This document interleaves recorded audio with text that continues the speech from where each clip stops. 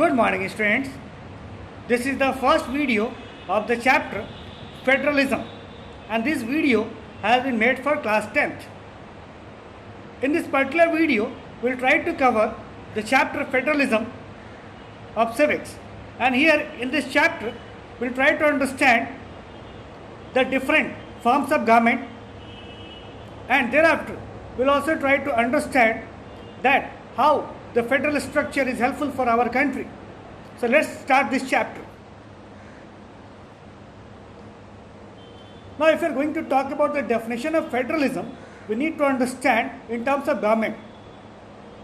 It is a system of government in which power is divided between central authority and its constituent units.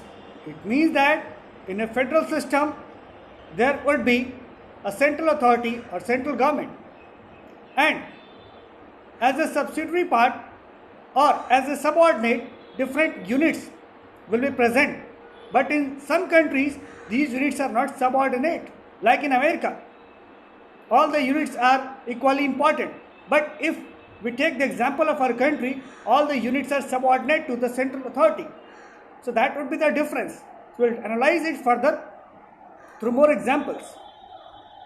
Now, if we are talking about federation or federal system, we must understand that under the federal system there would be at least two levels of government. It can be even more. It can be three. It can be four. Like in our country, the federal government or federal system consists of central government, state government, as well as local government. So here we adopted three levels of government, but at least two levels of government is mandatory in the federal system. That is pre-requirement of a federal system. Now, if we are discussing the federal system, we must discuss another form of government, that is unitary form of government or unitary system. All over the world, two different systems has been adopted. The first one is federal system that we are talking about, that we are discussing about, and the second is unitary system. Now, what is the specific function of unitary government? What is its features? The first feature is that it is having one level of government and centralized authority. Like UK, United Kingdom, we have to understand that in the unitary form of government, there would be only one level of government. There would be no state government or no other local government. And if it is present, it would be completely subordinated government. So here there will be centralized authority who will control the entire territory of that country. Like in United Kingdom, there is only one central government that is controlling the entire territory. But in India, we adopted the federal system, and in the federal system, apart from the central government, there is the existence of state and local government. Now again, if we are discussing the federalism or if we are discussing the different forms of federalism or features of federalism, we need to understand that following are the features, and if these features are implemented or are executed in a particular country, we can tell that country a federal country. So let us discuss what are those features. The first feature is that two levels of government. Of course, there would be two levels of government, at least two levels of government, and each government will have separate jurisdiction. It will be completely free. The central government will be completely free in its area, whereas state government will also be completely free in its own area. Apart from that, independent court to settle dispute. If any dispute will arise between the central authority or the state government, then the Supreme Court or the apex court will act as an umpire and it will settle the dispute.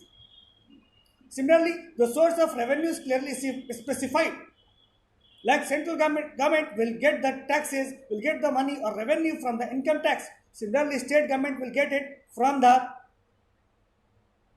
entertainment tax. So different source of revenue has been given because every government needs money to run the governance, be it state government, be it central government. So that is why it has been given, so that no dispute can arise. Last one is no unilateral decision on basic structure. Our constitution is having some basic structure and it can't be changed. And even in some cases it is required, then no unilateral government can change it. It means that here the concurrence of central government and state government is required. to pass any proposal related to the basic structure of constitution, like fundamental rights, similarly like preamble, similarly like directive principle of state policy. These are the part of the basic structure. Similarly, the transfer of subjects from one union list to the state list or vice versa. So these are the basic structure, and these can't be changed unilaterally by any government. Thereafter, we need to understand, after discussing the features of federalism, what is the objective of federalism.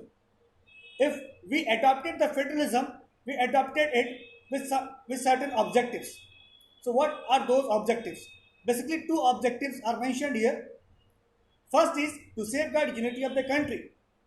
We adopted federalism to give respect to the state government as well as central government, and this is how both will work together and both will work in a similar direction, and in that way country will get united. Similarly, to accommodate regional diversity, every state is having multiple or diverse region, diverse culture. So all these culture, all these diversity will be accommodated through federalism. Federalism, if the central government will give respect to different states, like Tamil Nadu is there, Karnataka is there, Kerala is there, UP is there, Maharashtra is there, then in that case regional diversity will be completely accommodated. So again, if we are talking about federalism, it means that we are talking about relationship between the center and state. So here, if the central government is there, it will maintain its good relationship with every state, be it South Indian state or North Eastern state or Northern state.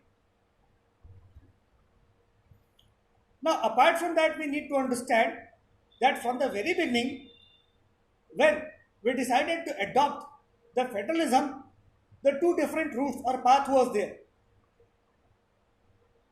Similarly, when United States of America got freedom, it was also presented with two different routes or paths.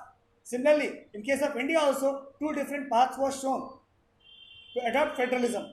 So let us discuss the two important routes of federalism or federation.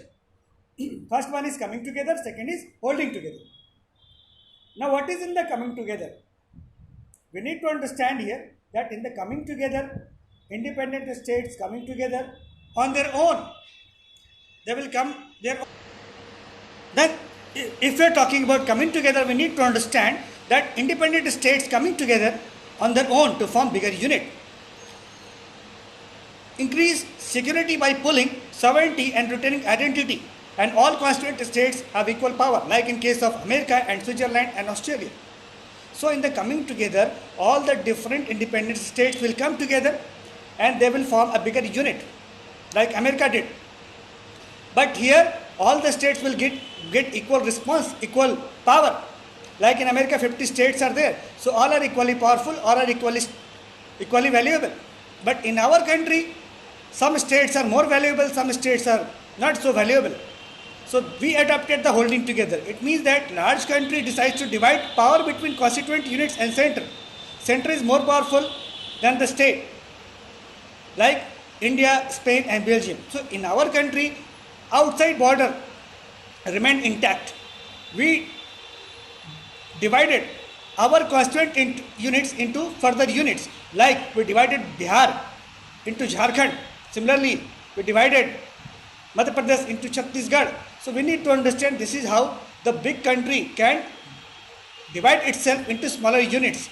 So here all the smaller units will not leave the country and go outside. It will remain within the boundary of the country. That is why holding together federation was adopted in India. We never asked other countries to join, but whatever was there in time of independence, we took it and we break it into several smaller units, several different states. That is why when we got independence, 14 states were there, and today it is almost 28. So we need to understand here that why we adopted coming together and why we adopted holding together, and different countries, so different paths are there. We need to understand like this. Now, if we take the specific example of India, the basic question may be raised that what makes India a federal country?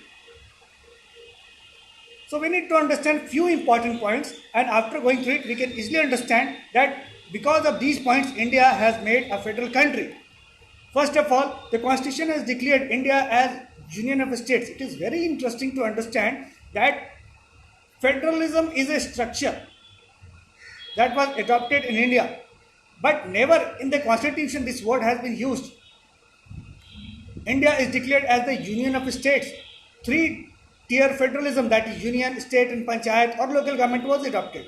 Threefold distribution of the legislative power under the union list, state list and concurrent list. So when it was decided that India would be federal structure in its form, three different lists were prepared. One was union list, under which various subjects were mentioned, and it was told that only union government or central government would be authorized to make laws on these subjects like railway, like defense.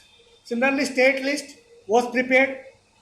In that, various subjects were mentioned, and it was decided that only state will make laws on this list like police and like health. Similarly, concurrent list was also mentioned. In the concurrent list, various subjects were included on which there was domination or there was right for both the government, central as well as state, to make laws. All states in the Indian Union do not have identical power. That is, so we need to understand all states in India are different. Some are meritorious, or some are progressive, some are very backward state like Maharashtra. These are progressive economically, they are a very progressive state. But Bihar, UP, these are completely backward states, or these are lagging behind. Changes in power sharing has to be passed by two-third majority in the parliament. As we already discussed, that if there would be chance to change the basic structure of constitution, we need to go through the two-third majority in the parliament. And in case of any dispute, apex court is there, Supreme Court is there. So this makes India a federal country. Now we discuss that when India was adopted as a federal country, different lists were prepared. The three lists has been mentioned here. Union list, it has a subject of national importance, and here central government alone can make laws like defense, banking, currency, foreign affairs and communication. Similarly, state list is there, in which only state subjects are mentioned, and here some state government can make only laws. Subjects are police, trade, commerce, agriculture and irrigation. And concurrent list was having subject of common interest, and it was very common to central and state. Here both the central government and state government can make laws. The subjects are included like education, forest, trade, marriage, adoption, succession. Now, how federalism is practiced? We need to understand it very clearly that if we are talking about federalism, basically it is a theoretical part. Then how this theory will be turned into the practice? It will be translated into practice by going through certain events. How does India practice power sharing? We need to understand here by creating linguistic states, which has made administration easier. So since 1947, many states were formed on the basis of language, and no language was given the status of national language. Restructure of power sharing was also done, and after that the legislative power was distributed equally. Now, let us test the federalism in the context of linguistic states. The first challenge faced after independence was linguistic states. New states were formed on the basis of language and culture, like Gujarat and Maharashtra was the common state. It was termed as Bombay. Thereafter, the Gujarati people demanded Gujarat and Marathi people demanded Maharashtra. So finally, Gujarat and Maharashtra was made. But it was not so easy. Today, many states are formed on the basis of language, but it was very difficult to take decision at the time by the then political leaders, because they were thinking that if the linguistic states demand will come, it may disintegrate the country. But finally, we came to understand that when the linguistic states were made or the demands were fulfilled by the then government, then finally satisfaction was created, satisfaction was made, and this is how the relationship between the central government and the state government remained intact, and the conflict could not arise. Now, we need to understand second was language policy. On the basis of language policy also, the central government maintained its good relationship with different states. That is why India could not adopt any official language, because 40% people were speaking Hindi, but rest of the people were speaking different languages. In order to give respect to all the different people speaking different languages, it was decided to go with any particular to not to go with any particular language, and that is why equal status, equal opportunity, or equal respect was given to every language. It was decided that between the non-Hindi states and Hindi states, the communication or the medium of communication would be English. So this is how, on the basis of language policy, also we maintained good relationship with the central government, maintained its good relationship with state government. This is how federalism is still practiced in a very beautiful or in a very smooth way. Now, in that light, we need to understand also that what has been the relationship between the center and state. So we are going to test it on the political basis. Between 1947 and 1977, there was a period of cooperation. Basically, in those period, only one party was there in the central as well as in the state. So there was no such conflict. The problem was easily solved because single party was there in the center and state, like Congress party was there in the center also and the state also. So this was termed as the period of cooperation. But from 1977 onwards, the conflict started. Why? Because different political parties came into existence in different states, and this is why still in the center party Congress party was there. So problem started because different political parties were ruling in different parts of country, and central government was controlled by different political parties. So because of the different political parties, the dispute occurred.